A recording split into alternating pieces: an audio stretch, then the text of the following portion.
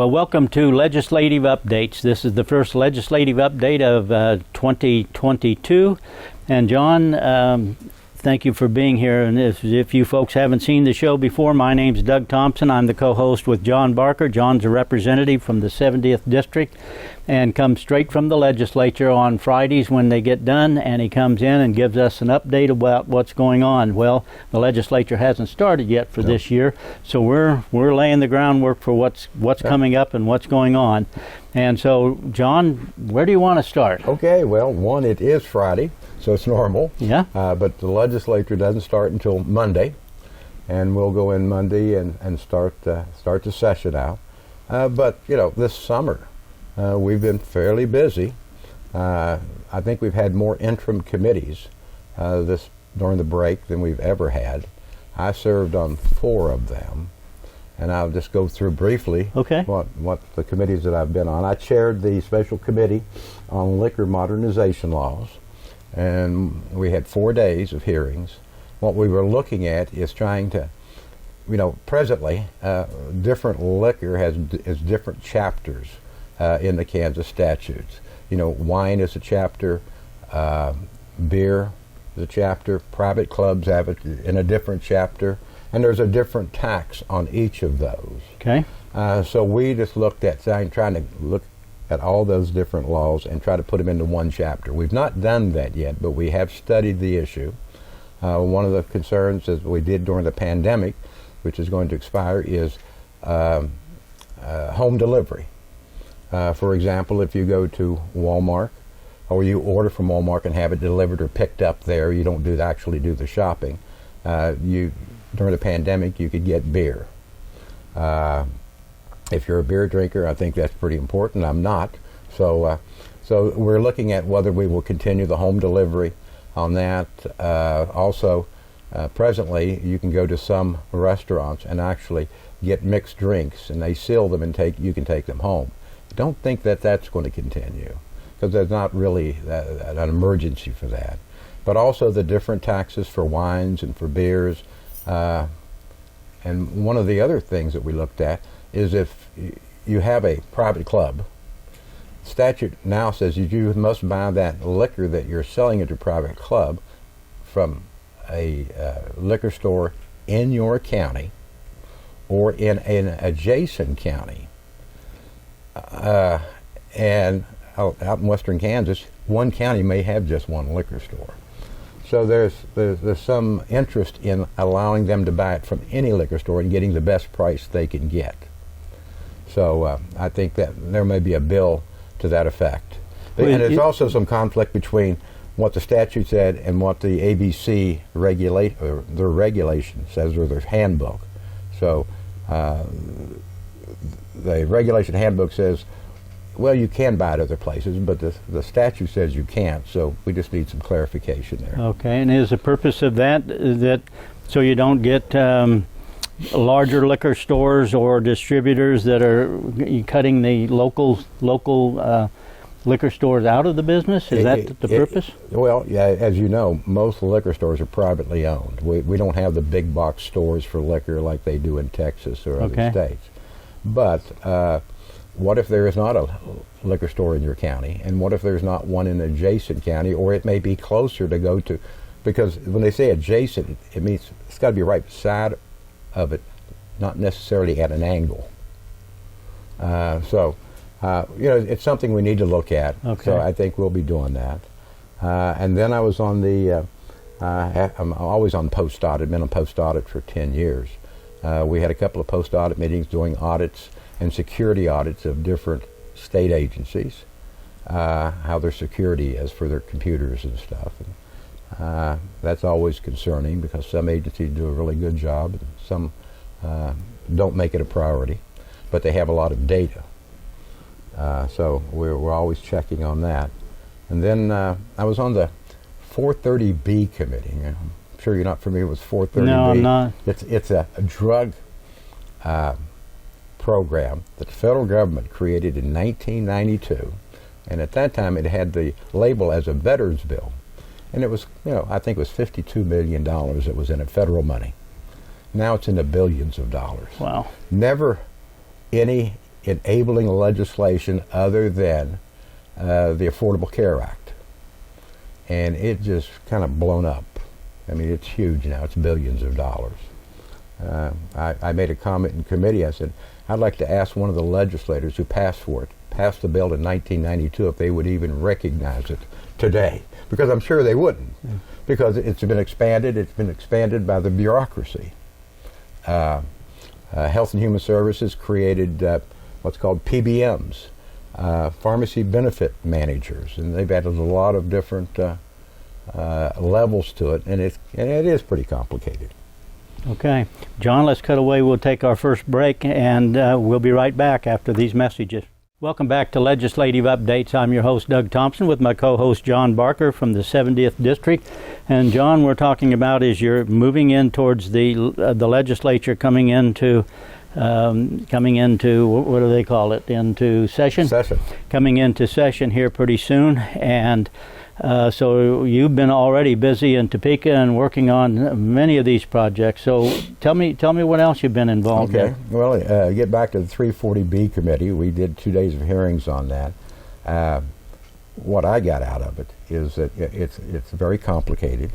You can't learn everything in 2 days.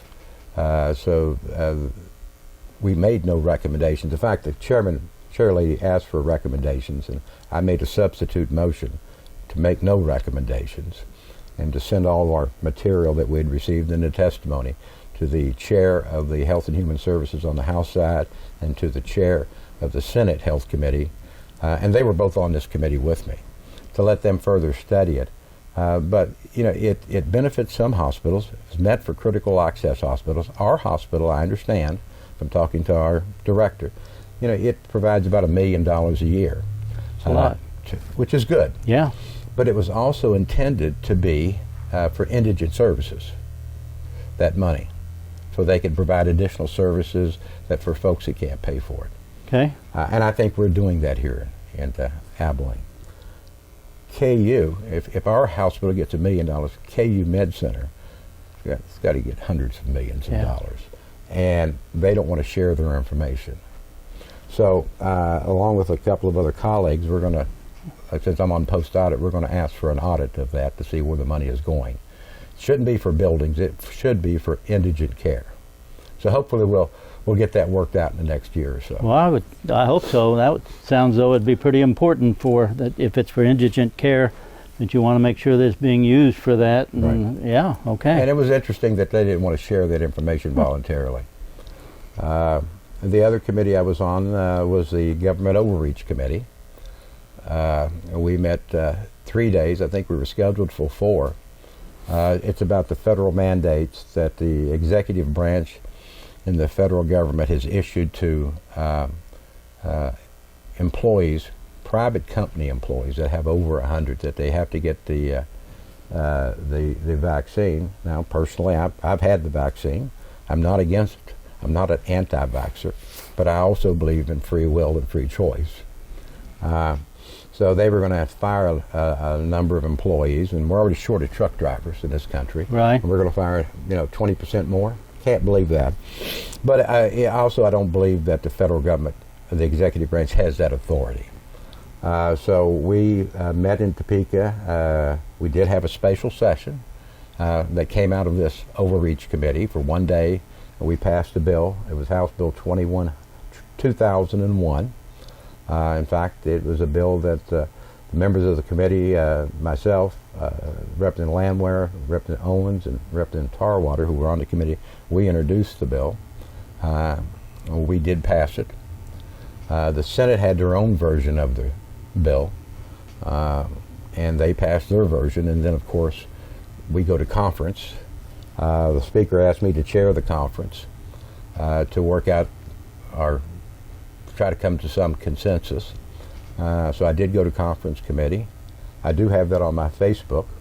People can go and actually see what goes on in the conference committee. I had that posted. And we were able to get it resolved, our differences, and then we took it back to our floors and passed it. And so it has to do with religious exemptions. Okay. Before, KU, K-State, and a number of other agencies had these forms that were just to my mind, a little crazy. One of them, on a religious exemption, wanted to know what faith you had, wanted to inquire of your faith, what was the importance of your faith, things that we shouldn't ask as government.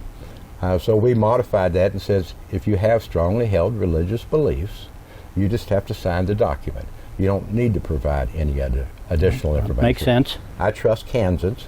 If they sign the document, then they should get a religious exemption. On the medical side, they were actually inquiring into what medications you were on, what procedures you were on, or procedures that you'd had, and that's a HIPAA violation. So we changed that and said, if your doctor signs it, or if you don't go to a doctor, if you go to a practical nurse or a nurse practitioner, okay, she's your primary care person, if she or he signs it, that's good. There's no further inquiry. And hopefully that's probably going to end up in federal court. But the federal mandates, and I agree that the executive branch has control over federal employees, so I don't like that they made a mandate for them. I agree that the executive branch, President Biden, has the authority over the military. I guess what bothers me about this whole thing is they were taking service members who spent numbers of years, who have strongly held religious beliefs about taking it. They gave 0 exemptions throughout the military. And then they were discharging them from the Army with an undesirable. For example, if you had a master sergeant who had 17 years in, and he, because of his strongly held religious beliefs, doesn't want to take the vaccine, they were separating him from the service as an undesirable. Now, I agree they have the authority to separate them, but they should give them a general discharge under honorable conditions so that they can still get their benefits under the VA. And I thought that was just a little overreach. Well, I would agree with you. On the federal government. So we were able to help some in Kansas. You know, thank God we got a great attorney general who's taken the Biden administration to court, along with a number of other attorney generals, and it's presently at front of the Supreme Court of whether the executive branch can compel private companies to enforce the mandate, because they're making the owners of the private companies the bad guys, because they've got to fire you if you don't take the shot. So it's a little overreach. Well, John, let's cut away. We're going to cut away, take a break. You're watching Legislative Updates. We'll be right back with you. Welcome back to Legislative Updates. I'm your host, Doug Thompson, with my co-host, John Barker, 70th District. And John, we've been talking about some of the committees you're on and some of the things going on. It's terribly confusing for some of this. It is. It's confusing for me, Doug, at times. Some of it just does not make sense to be in the military, and you're prior military, of course. And so are you. Yeah, and to be in the military for 17 years, and then they kick you out because you don't get the shot. Right. And it's a religious belief you have, and you apply for the exemption, and nobody gets it. I don't understand that. I've had thousands of people that have applied, and 0, it's my understanding, 0 have been approved. And I agree that the executive branch probably has that authority. I hope it gets tested at the federal court levels, or the Supreme Court. But but it's just not that. It's the private companies that are making those employers fire people that don't get the shot. And it could be a trucking company. We're short of truck drivers. We've got all this these other problems, and we could lose 20%. But yeah, it's bad. Special session was very interesting, and the committee was bad. We had a number of doctors, a number of nurses that came in, and of course they worked through the pandemic before the vaccine. But they have strongly held religious beliefs, and they don't want to take the vaccine. But now they're going to get fired. When we needed them, they were there. It was okay then. It was okay then, and now they're going to lose their job. Now it's in the I think it's in the 7th Circuit, and then from there I understand it's going to the federal court, and I think the Supreme Court's hearing arguments on it. But because I personally think it's overreach on the part of the federal government to cause private companies to have these mandates. But it'll be decided in the courts.